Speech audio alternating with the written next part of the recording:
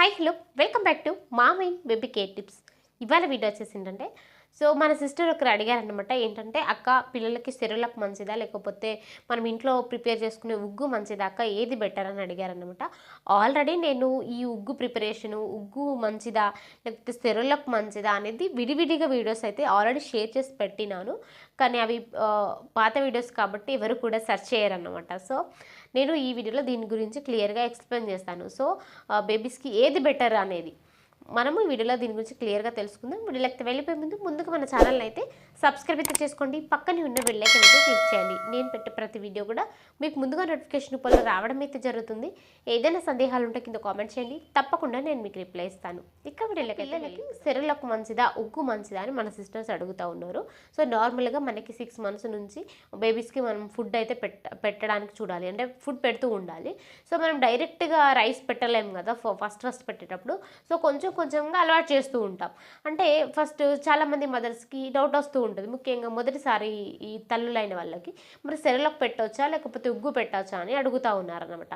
అయితే ఈ సెరలకి ఈ ఉగ్గుకి మధ్య తేడా ఏంటంటే, సో మన తల్లి పాలకి ఫార్ములా మిల్క్కి మధ్య ఉన్నంత తేడా అన్నమాట. అంటే ఉగ్గేమో మన తల్లి పాలలాగా, ఈ సెరలాకేమో మన ఫార్ములా మిల్క్ లాగా అనమాట. సో రెండిట్లో పోషక విలువలు ఉంటాయి, కానీ ఇది తల్లి నుంచి న్యాచురల్గా వచ్చిన పాలు, అవేమో ఒక పౌడర్ అన్నమాట. సో ఇది తేడా అన్నమాట. అంటే మనం ఇంట్లో చేసుకునే ఉగ్గు చాలా మంచిది. మనం బయట మార్కెట్లో తీసుకొచ్చుకున్న ఈ సెరులాక్ కంటే కూడా ఇది బెటర్ అన్నమాట. ఎందుకంటే మనం ఉగ్గు ప్రిపేర్ చేసేటప్పుడు చాలా కేర్ఫుల్గా తీసుకుంటూ ఉంటాం. సో చాలా నీట్గా చేసుకుంటూ ఉంటాం.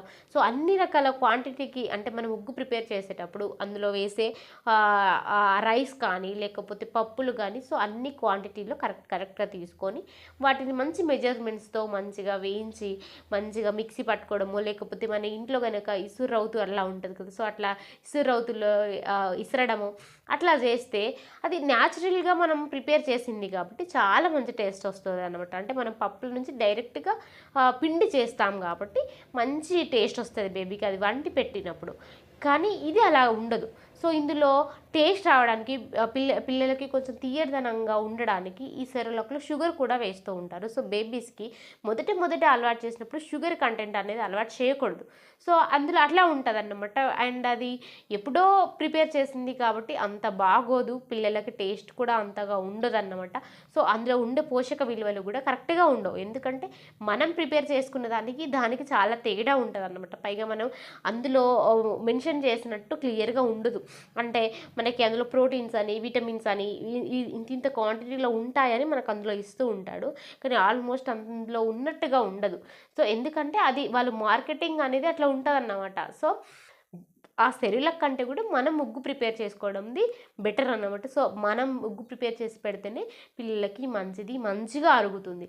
సో కాబట్టి ఉగ్గు ప్రిపరేషన్ అనేది ఎలా చేయాలా అక్క అని మీకు డౌట్ వస్తే, సో అది కూడా నేను ఆల్రెడీ వీడియో షేర్ చేశాను. సో నేను ఎండ్ కార్డ్లో కానీ ఐ కార్డ్లో కానీ లేకపోతే డిస్క్రిప్షన్లో కానీ ఇస్తానే ఉంటాను లింక్స్. సో అవన్నీ కూడా మీరు చూడండి. ఇంకా ఏమైనా సందేహాలు ఉన్నా కూడా కింద కామెంట్ చేయండి, నేను మీకు వెంటనే రిప్లై ఇస్తాను. Thank you so much.